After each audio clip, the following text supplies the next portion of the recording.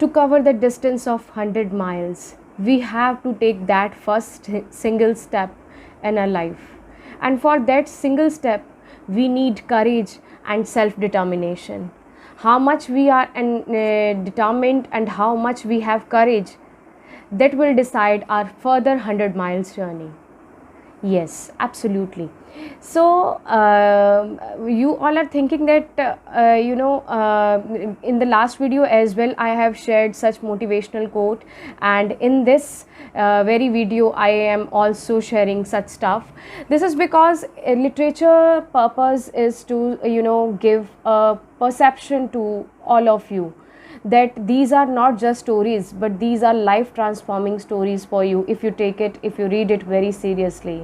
Life में बहुत सी ऐसी सिचुएशंस आती हैं हमारे पास जहाँ पे हम लोगों को वो पहला कदम चूज़ करना पड़ता है, वो पहला कदम चलना पड़ता है, और उसी कदम के ज़रिए हम उस 100 मीलों की जो दूरी होती है, जो जर्नी होती है, जो यात्रा होती है, उसको पूरा करते हैं।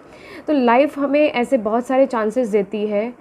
तो अभी इस स्टोरी के अंदर today I am going to discuss with you about chapter number 3, 2 stories about flying, part first, his first flight.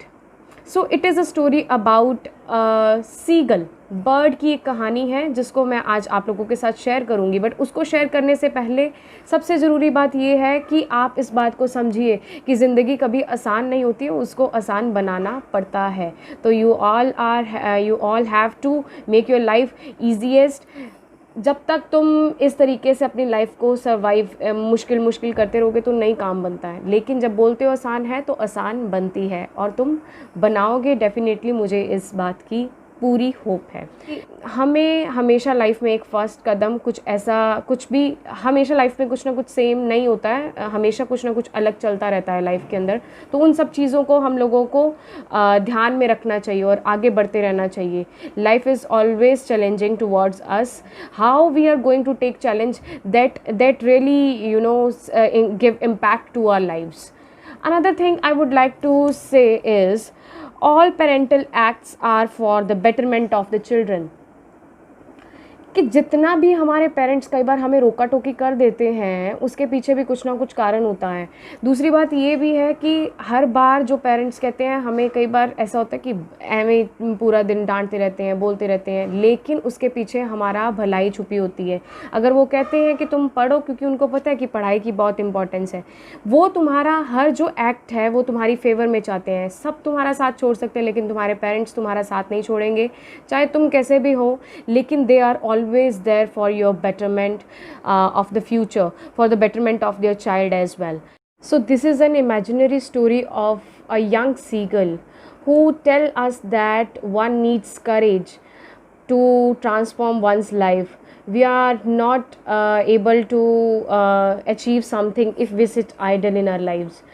In the story, a young seagull was very afraid to fly, and his mother persuaded him with food and tried her level best. His family members tried their level best to help him to fly, but all their efforts go in vain. But at last her mother just push all beyond the limits, his efforts.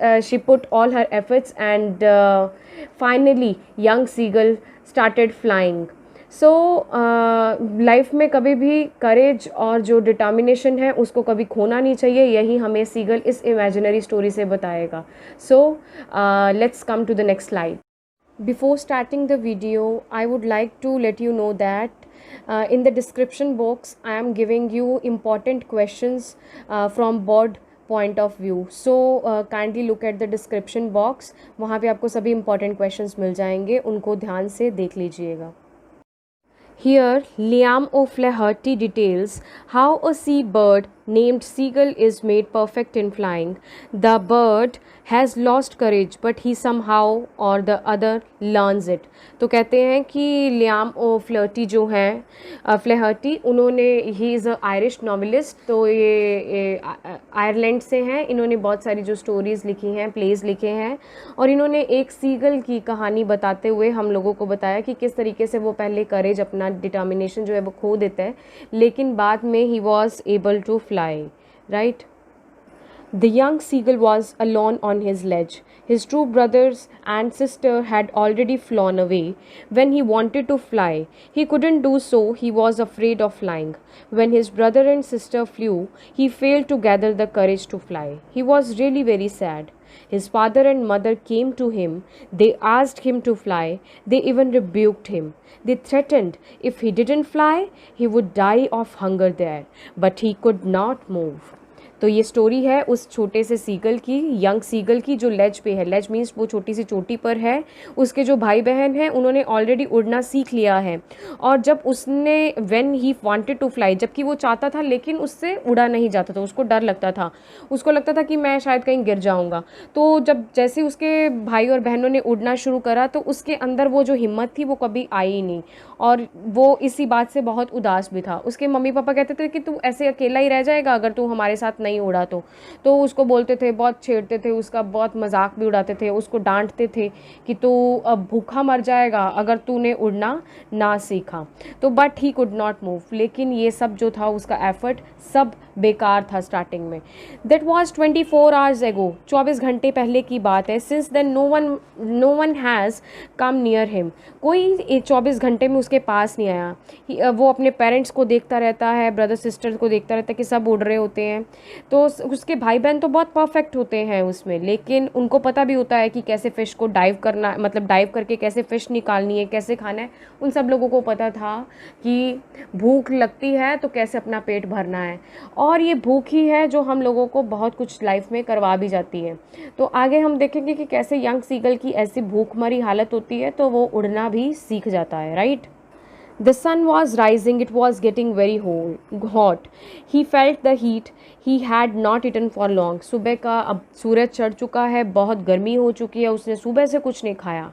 And उसको एक सूखा सा मछली का, एक fish का जो tell होती है वो मिलती है खाने के लिए, लेकिन उससे वहाँ क्या उसकी भूख मिटती. तो वहाँ पे खाना सफिशेंट था नहीं.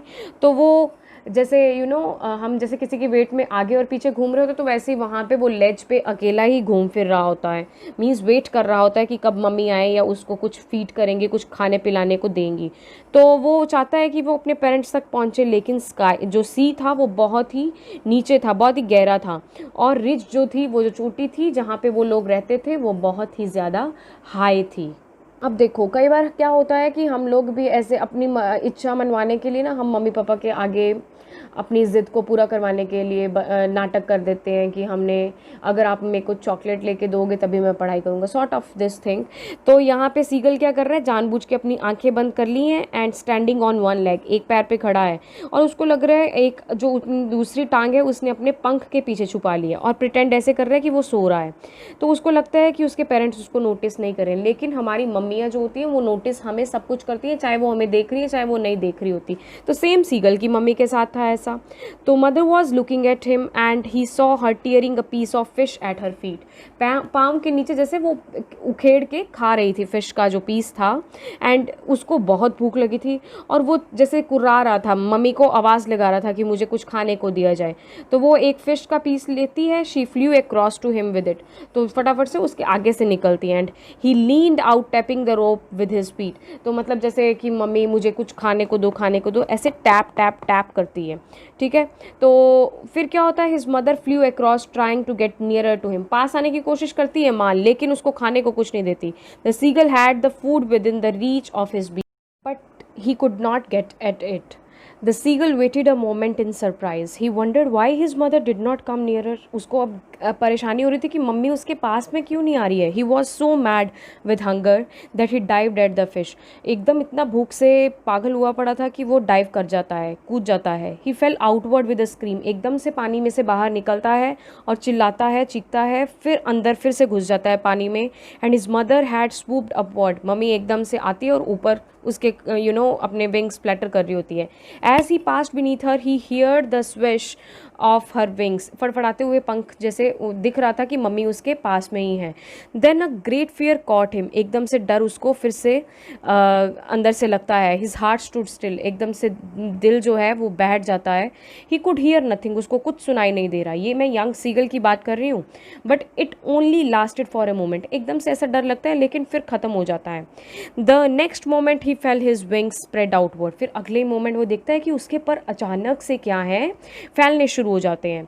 He felt the wind rushing against his breast feather, जैसे हवा उसके पंखों को काटते हुए आगे की ओर बढ़ रही है। It rushed under his stomach, stomach को हवा टच कर रही है। अगेंस्ट हिज विंग्स, उसके परों को ऑपोजिट जो हवा चल रही है। और he was not falling headlong now, अब वो नीचे नहीं गिर रहा है, उसके पंख जो हैं वो अपने आप खुल रहे हैं। अब देखो वो कैसे उड़ना सीख रहा है, क्योंकि भूख ने उसको सिखा दिया। लाइफ में हमें भी ऐसे ऐसे स्टेप्स लेने पड़ते हैं कि जब हम अपनी लाइफ को एक्चुअली में ट्रांसफॉर्म करना चाहते हैं तो एक करेज हमें, उस अंदर में जो इच्छा, वो अंदर से आग जो है वो निकलनी चाहिए। दैट स्पार्क मस्ट कम, तभी हम लाइफ में कुछ अलग से कर सकते हैं। तो he was soaring slowly downwards and upward, एकदम से आगे पीछे होने की कोशिश करता है।